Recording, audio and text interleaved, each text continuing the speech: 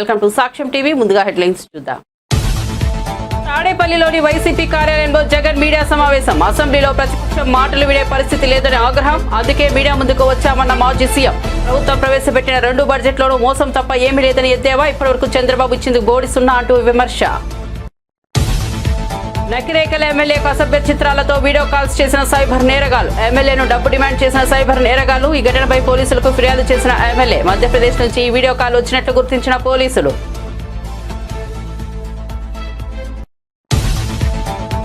MLC అభ్యర్థిగా AP deputy CM Pavan Kalyan సోదరుడు జనసేన నేత నాగబాబు పేరు.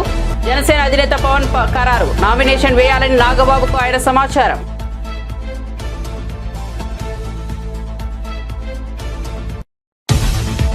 బాధ్యత లేకుండా ప్రతిపక్ష హోదా ఎందుకు? జగన్ తీరుపై మంత్రి లోకేష్ ఫైర్. ప్రతిపక్ష బాధ్యత కూడా నిర్వహించకుండా హోదా కోరుకోవడం శోచనీయమన్న మంత్రి. 23 మందిలో 5గురిని లాగేస్తే చంద్రబాబుకు ప్రతిపక్ష హోదా ఉండదని ఆనాడే జగన్ చెప్పి ఇవాళ స్పీకర్పై వ్యక్తిగత ఆరోపణలు చేస్తున్నారని వెల్లడి. కాంగ్రెస్ ప్రభుత్వంపై తీర్మార్ మల్లన్న నిప్పులు. బీజేపీకి రేవంత్ సహకరిస్తున్నారంటూ ఆగ్రహం. సోకాస్ నోటీసులకు సస్పెండ్లకు భయపడేది లేదన్న తీర్మార్ మల్లన్న. కాంగ్రెస్ నుంచి బహిష్కరించినప్పటికీ బీసీ ఉద్యమం ఆగదని వ్యాఖ్య.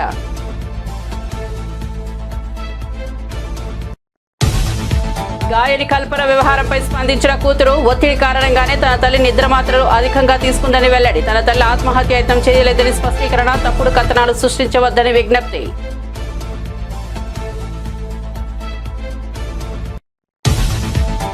సీఎం చంద్రబాబును కలిసి ఆశీస్సులు అందుకున్న ఉత్తరాంధ్ర టీచర్ ఎమ్మెల్సీ విజేత శ్రీనివాసులు నాయుడు. ఘన విజయం సాధించిన పీఆర్టీఓ అభ్యర్థి గాది శ్రీనివాసులు నాయుడు. ఉండవల్లిలో ముఖ్యమంత్రిని కలిసిన వైనం. తన విజయానికి కూటమి సహకరించిందంటూ చంద్రబాబుకు ధన్యవాదాలు. ఇక వార్త వివరాల్లోకి వెళ్తే, కొద్ది రోజుల కిందట ఖాళీ అయిన 3 రాజ్యసభ స్థానాల్లో 2 టీడీపీ, 1 బీజేపీ తీసుకున్నాయి. రాజ్యసభ అభ్యర్థుల ఎంపిక సమయంలో నాగబాబును మంత్రివర్గంలోకి తీసుకోబోతున్నట్లు టీడీపీ అధ్యక్షుడు చంద్రబాబు ప్రకటించారు. పవన్ కళ్యాణ్ కోరిక మేరకు తొలుత ఆయన్ను మంత్రివర్గంలోకి తీసుకోవాలని ముఖ్యమంత్రి చంద్రబాబు భావించారు. ఎమ్మెల్యే కోట, ఎమ్మెల్సీ ఎన్నికల్లో ఒక స్థానం ఆయన కోసం కేటాయించారు. తీరా శాసనమండలి ఎన్నికల షెడ్యూల్ వెలువడిన తర్వాత నాగబాబుకు కార్పొరేషన్ చైర్మన్ పదవి ఇవ్వనున్నట్లు ప్రచారం జరిగింది. కానీ తాజాగా ఎమ్మెల్యే కోటాలో ఎమ్మెల్సీ అభ్యర్థిగానే నాగబాబు పేరును ఖరారు చేశారు. తెలంగాణలో కులగణన తప్పు అని పత్రాలను తగలబెడితే పార్టీ నుంచి సస్పెండ్ చేస్తారా అంటూ ప్రశ్నించారు ఎమ్మెల్సీ తీన్మార్ మల్లన్న. రాహుల్ గాంధీ తల ఎత్తుకునేలా కులగణన జరగాలని రేవంత్ రెడ్డికి సూచించారు. అందుకే రేవంత్ నన్ను సస్పెండ్ చేయాలని చాలా రోజుల నుంచి అనుకుంటున్నాడని చెప్పుకొచ్చారు. ఎమ్మెల్సీ తీన్మార్ మల్లన్న బుధవారం ఉదయం సోమాజిగూడ ప్రెస్ క్లబ్ లో మీడియాతో మాట్లాడుతూ, ముఖ్యమంత్రి రేవంత్ కావాలనే నన్ను పార్టీ నుంచి సస్పెండ్ చేయించారు. కరీంనగర్ వెళ్లే సమయంలో కూడా నన్ను సస్పెండ్ చేయాలని పీసీసీకి సూచించారు. ఎమ్మెల్సీ ఎన్నికల్లో బీసీ నేతలకు గట్టి మద్దతు లభించింది. భవిష్యత్తులో మరింత బలంగా పోరాడతాం. నన్ను సస్పెండ్ చేయడం ద్వారా బీసీలు ప్రశ్నించారనే భ్రమ నుంచి రేవంత్ రెడ్డి బయటకు రావాలని తెలిపారు. దీంతో బీసీలకు రాజ్యాధికారం ఎట్లా రావాలో చూపిస్తాం. దీంతో సో ఈ సస్పెన్షన్ ఆర్డర్ మాకు అందింది. ఇది పంపించేలా ప్రయత్నం చేసినటువంటి గౌరవ ముఖ్యమంత్రి రేవంత్ రెడ్డి గారికి మీరు చాలా రోజుల నుంచి ప్రయత్నం చేశారు. పాపం సస్పెండ్ చేయాలి అనేటువంటి తపన. మొన్న కరీంనగర్ మీటింగ్ పోతుంటే కూడా కారు ఎక్కినాక కూడా మళ్ళీ మహేష్ కుమార్ గౌడ్ గారిని రిక్వెస్ట్ చేసి ఈ 1-2 days లో చేయాలన్నా ఎట్లన్నా చేసి అని చెప్పి మీరు తాపత్రయపడుతున్నటువంటి విషయంలో నేను అర్థం చేసుకోగలుగుతా మీ బాధ. ఎందుకంటే మీ దగ్గర ఉండేటువంటి వ్యక్తులు సహజంగానే బానిసలుగా ఉండాలని మీ ఉద్దేశం కావచ్చు.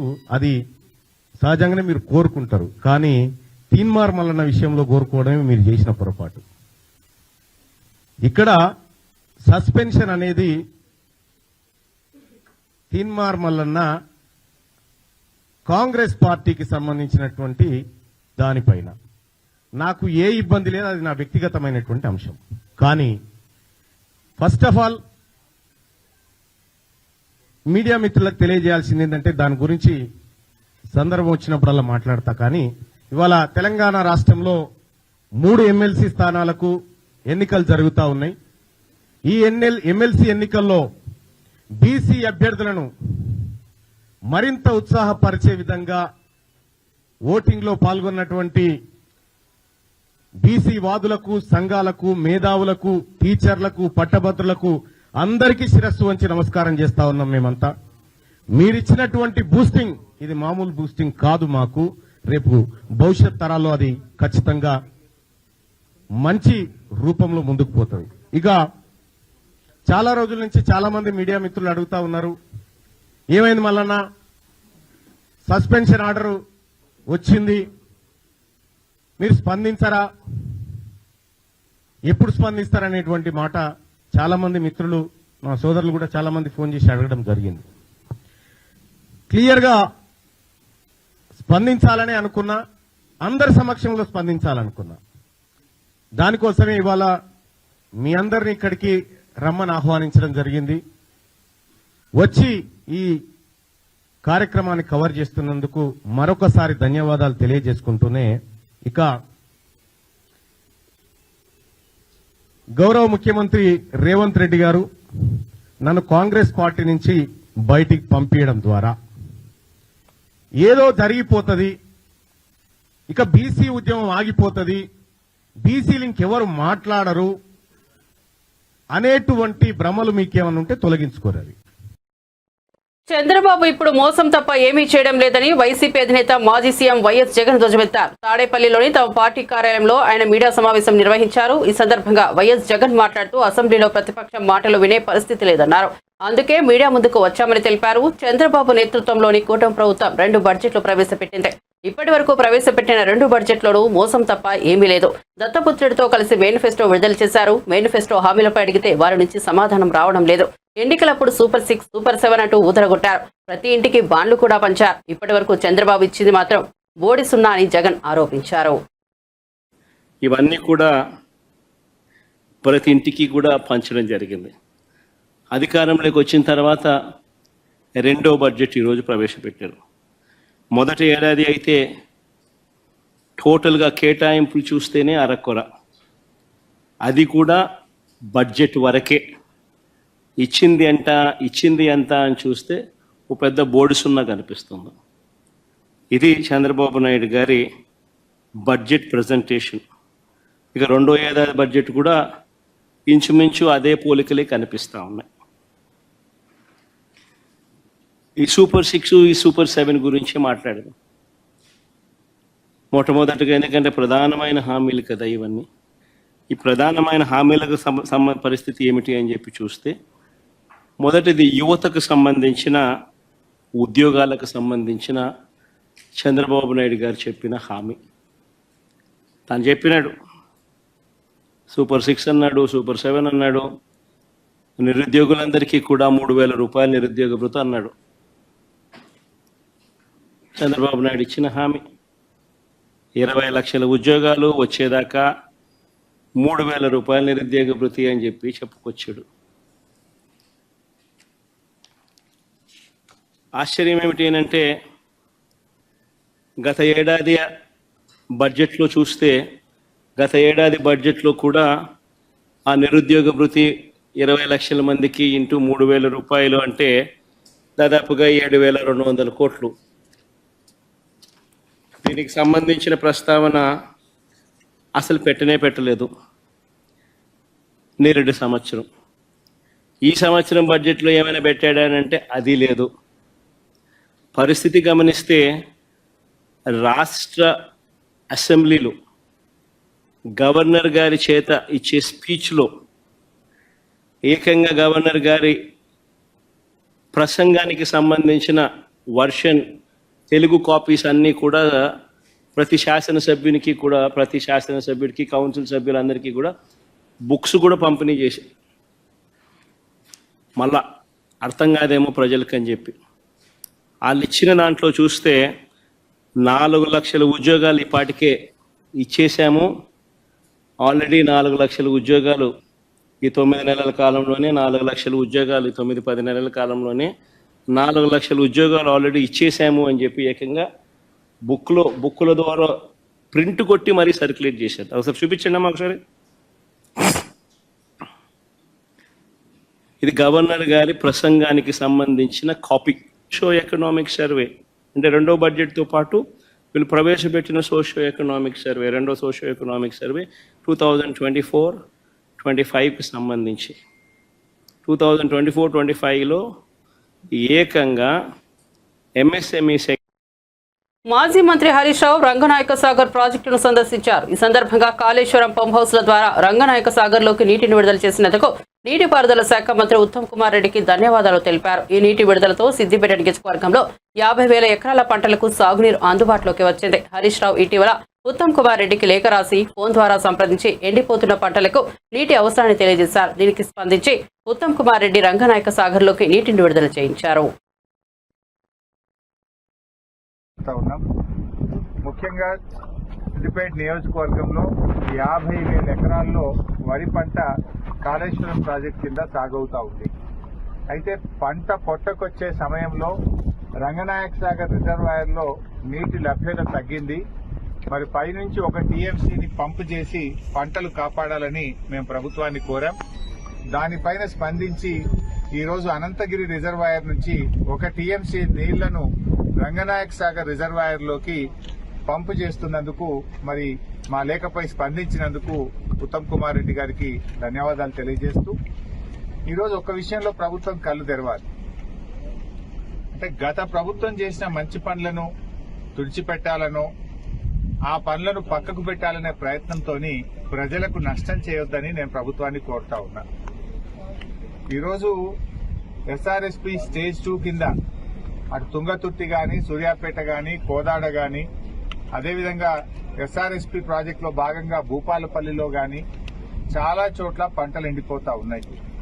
గతంలో కాళేశ్వరం ద్వారా నీళ్లు విడుదల చేసి ఎస్ఆర్ఎస్పీ నీళ్లు తగ్గినా కూడా 1 ఎకరా కూడా ఎండకుండా బీఆర్ఎస్ ప్రభుత్వంలో 2 పంటలకు కూడా నీళ్లు ఇచ్చాం.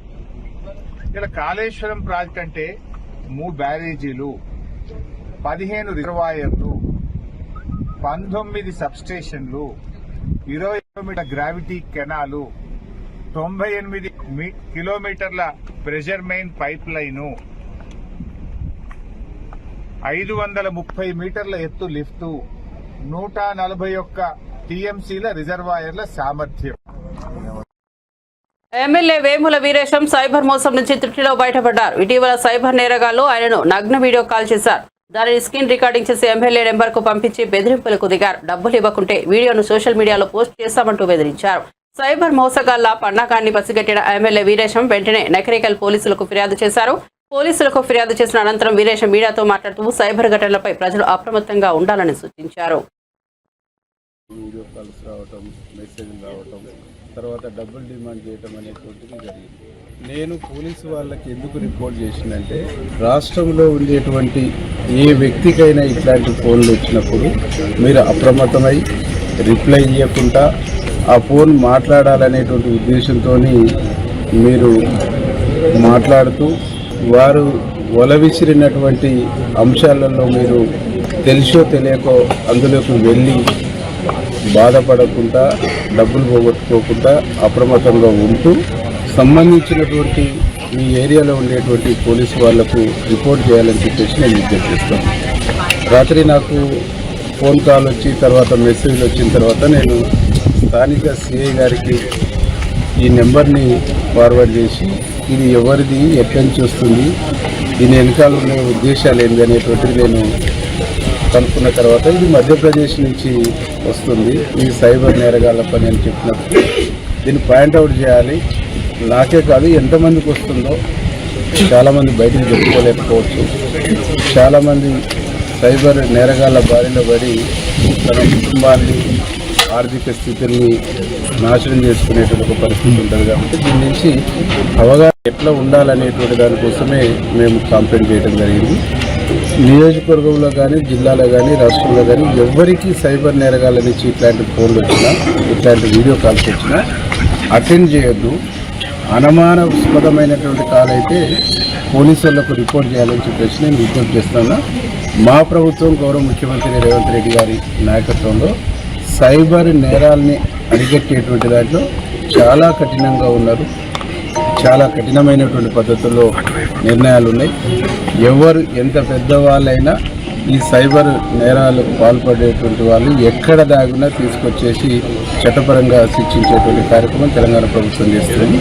తెలంగాణ ప్రభుత్వం ఆ కార్యక్రమం చేయటమే కాకుండా అవేర్నెస్ తీసుకొచ్చి ఎడ్యుకేట్ చేసి చైతన్యం కల్పించి సైబర్ నేరాలకు సంబంధించినటువంటి ఎక్కడ ఉత్పన్నమైన స్వేచ్ఛగా పోలీసు వాళ్ళకు కంప్లైంట్ చేసేటువంటి ఒక చైతన్యాన్ని కూడా ప్రభుత్వం ఇస్తుంది. ఆ చైతన్యంతోనే నేను ఈరోజు కంప్లైంట్ చేసినని చెప్పేసి గర్వంగా చెప్తాను. ఫోన్లు రావటం, వీడియో కాల్స్ రావటం, మెసేజ్లు రావటం. అపస్మారక స్థితిలో మంగళవారం రాత్రి కేపీహెచ్బీలోని హోలిస్టిక్ ఆసుపత్రిలో చేరిన గాయని కల్పనకు చికిత్స కొనసాగుతోంది. ఆమె ఆరోగ్య పరిస్థితిపై నిలకడగా ఉన్నట్లు ఆసుపత్రి వైద్యులు తెలిపారు. ఈ మేరకు ఆమె ఆరోగ్య పరిస్థితిపై హెల్త్ బులెటిన్ విడుదల చేశారు. ఆమె ఊపిరితిత్తుల్లో నీరు చేరడంతో వెంటిలేటర్పై చికిత్స అందిస్తున్నట్లు తెలిపారు. కల్పన గారు నిన్న సాయంత్రం సిసి హోలిస్టిక్ హాస్పిటల్స్ నిజాంపేట్ బ్రాంచ్కి అత్యవసర భాగానికి నిన్న అపస్మారక స్థితిలో తీసుకొని రావడం జరిగింది. నేను ఇమీడియట్గా అందరం డాక్టర్స్ ట్రీట్మెంట్ వెంటనే ఆవిడకి తగిన ట్రీట్మెంట్ చేసి కొంచెం నిన్న సిక్గా ఉన్నారు. దానివల్ల వెంటిలేటర్ పెట్టడం జరిగింది. ఐసీయూ డాక్టర్ గారు, లంగ్స్ డాక్టర్ గారి సహాయంతో ఇవాళ ఉదయం వెంటిలేటర్ తీసేయడం జరిగింది.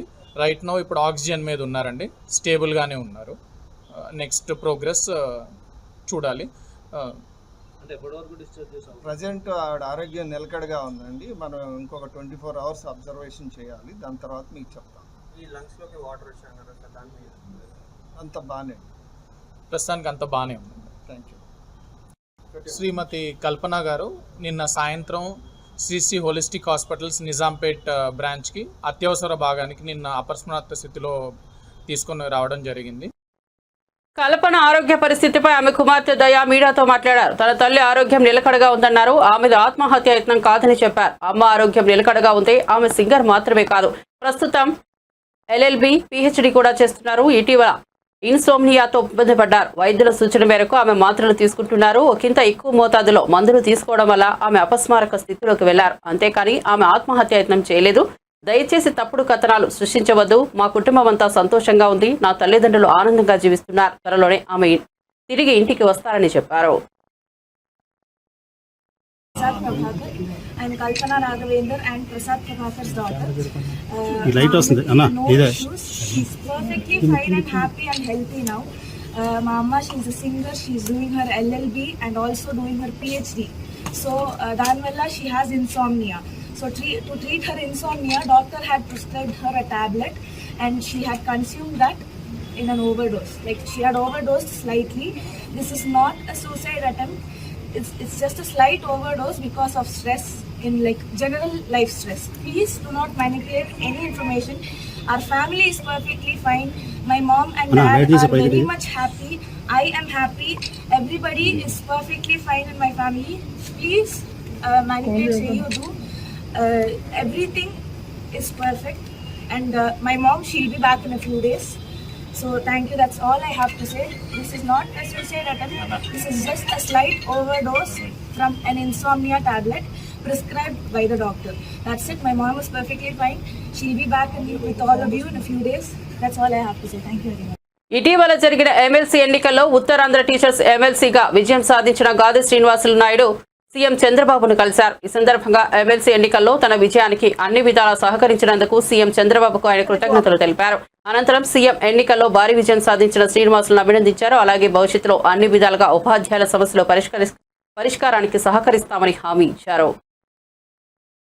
మరి ఏదైతే మిత్ర సంఘాలు అందరూ కూడా కూటమి అభ్యర్థిగా, మిత్ర సంఘాల కూటమి అభ్యర్థిగా మరి నేను పోటీలో దిగడం జరిగింది. మరి అదేవిధంగా మిత్రులు కూడా అన్ని రకాల సహాయ సహకారాలు అందించడం జరిగింది.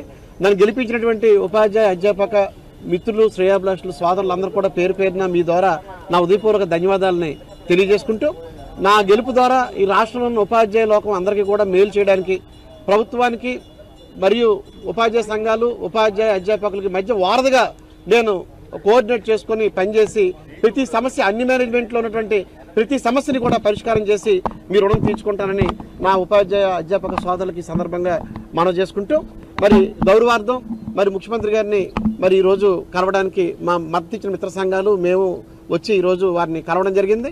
మరి ఆ సందర్భంగా వారు కూడా గుర్తు చేయడం జరిగింది. గతంలో చంద్రబాబు నాయుడు గారు ముఖ్యమంత్రిగా, మరి గంటా శ్రీనివాసరావు గారు విద్యాశాఖ మంత్రిగా, మరి అక్కడ ఢిల్లీలో మన ప్రీతమ నాయకులు వెంకయ్యనాయుడు గారు కేంద్ర మంత్రిగా, మరి మాధవ్ గారు గ్రాడ్యుయేట్ ఎమ్మెల్సీగా, నేను టీచర్ ఎమ్మెల్సీగా మరి ఈ రాష్ట్రం కేంద్రాన్ని కోఆర్డినేట్ చేసి ఏకీకృత సర్వీసులు స్పెషల్ ఆర్డర్ తీసుకుని వచ్చాం.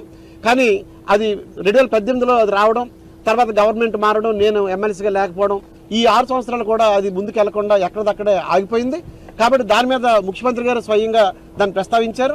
తప్పనిసరిగా నాకు నమ్మకం ఉంది, ముఖ్యమంత్రి గారి సహకారంతో, మరి నారా లోకేష్ గారు విద్యాశాఖ మంత్రి గారి సహకారంతో, మరి కేంద్రంలో ఉన్నటువంటి వెంకయ్యనాయుడు గారు పెద్దలు మాజీ సీఎం వైఎస్ జగన్ పై రెవెన్యూ శాఖ మంత్రి అనగారి సత్యప్రసాద్ సంచలన వ్యాఖ్యలు చేశారు. ఈ క్రమంలో మంత్రి మాట్లాడుతూ వైఎస్ జగన్ రెడ్డికి పూర్తిగా మతి చెడిందన్నారు. ఈ క్రమంలో పాడిందే పాటగా అన్నట్లుగా చెప్పిన అబద్ధాలని మళ్లీ చెబుతున్నారని మంత్రి విమర్శించారు.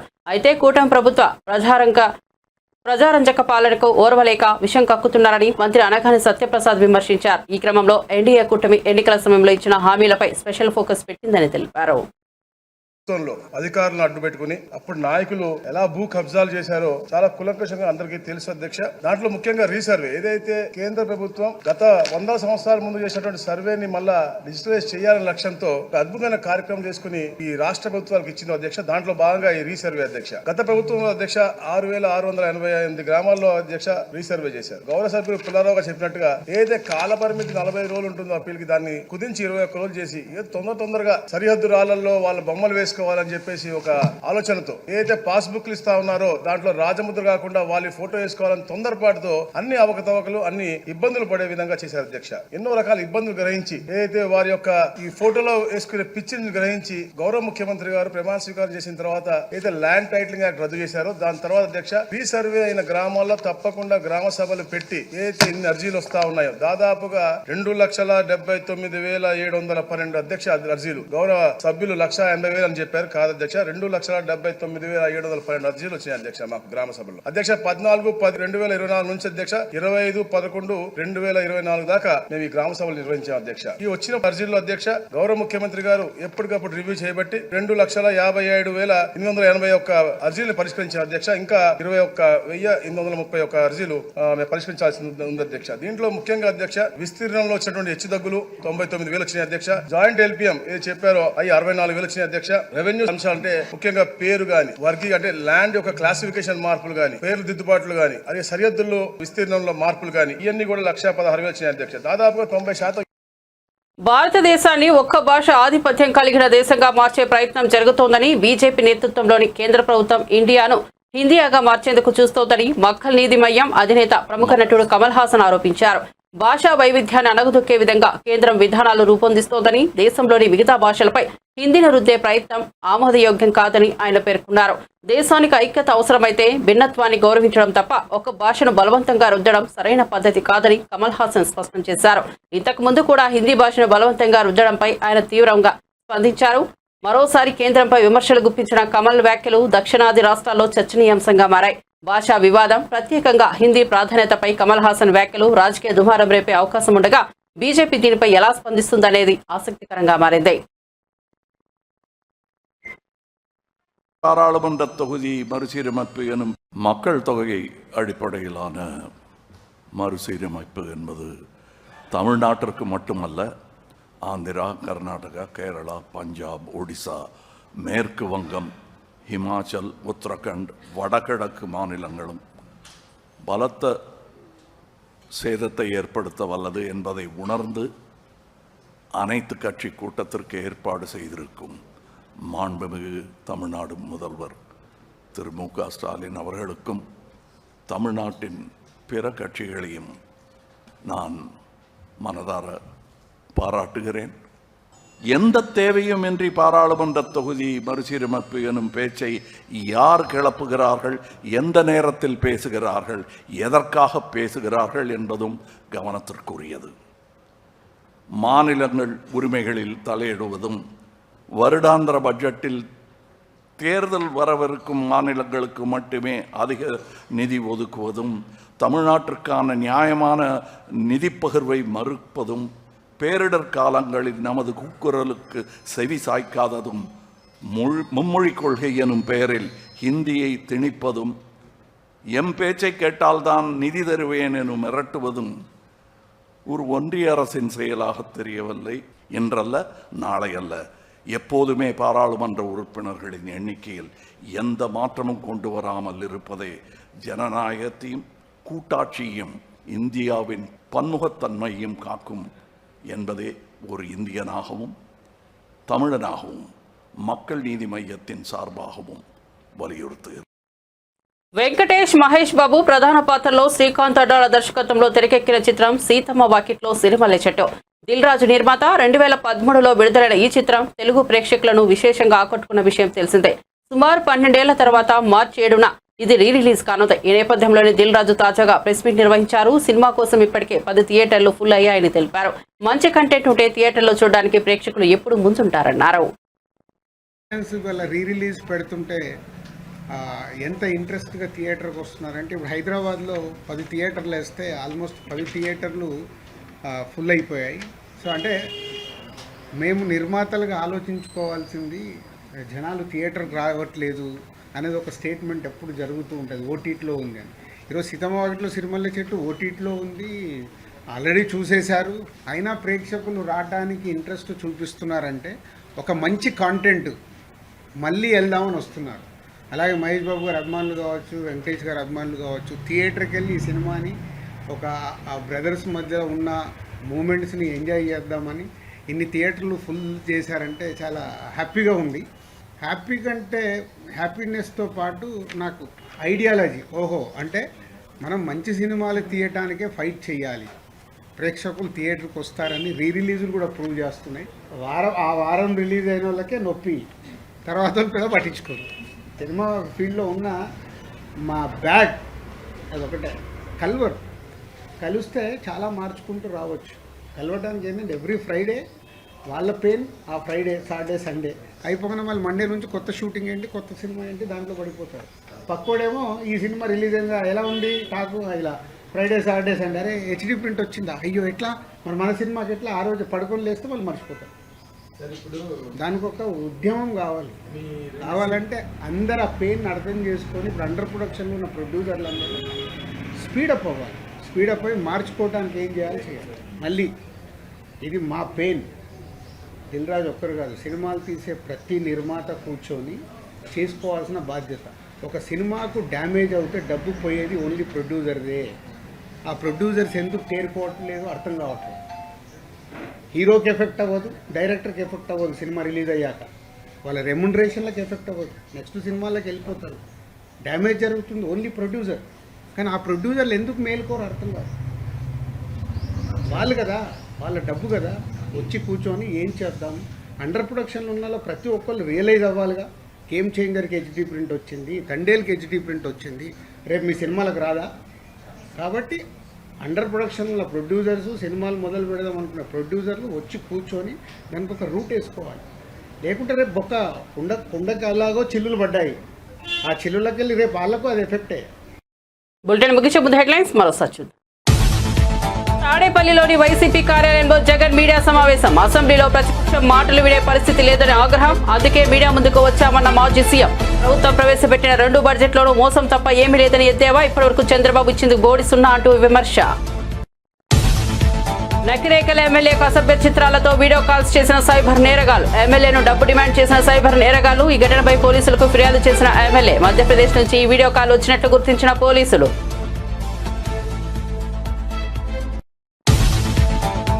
ఎమ్మెల్సీ అభ్యర్థిగా AP deputy CM Pavan Kalyan సోదరుడు జనసేన నేత నాగబాబు పేరు. జనసేన అధినేత పవన్ ఖరారు. నామినేషన్ వేయాలని నాగబాబుకు ఆయన సమాచారం.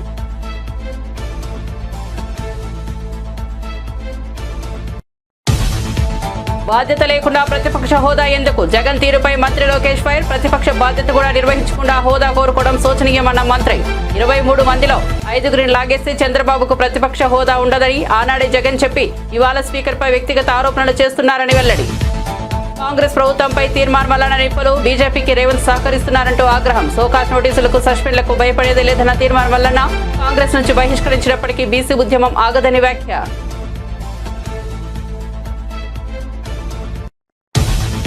గాయని కల్పన వ్యవహారంపై స్పందించిన కూతురు. ఒత్తిడి కారణంగానే తన తల్లి నిద్రమాత్రలు అధికంగా తీసుకుందని వెల్లడి. తన తల్లి ఆత్మహత్యాయత్నం చేయలేదని స్పష్టీకరణ. తప్పుడు కథనాలు సృష్టించవద్దని విజ్ఞప్తి.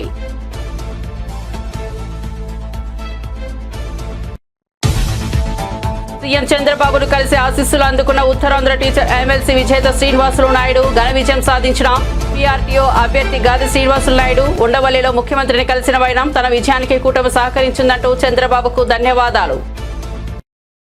మరిన్ని అప్డేట్స్ కోసం చూస్తూనే ఉండండి సాక్ష్యం టీవీ.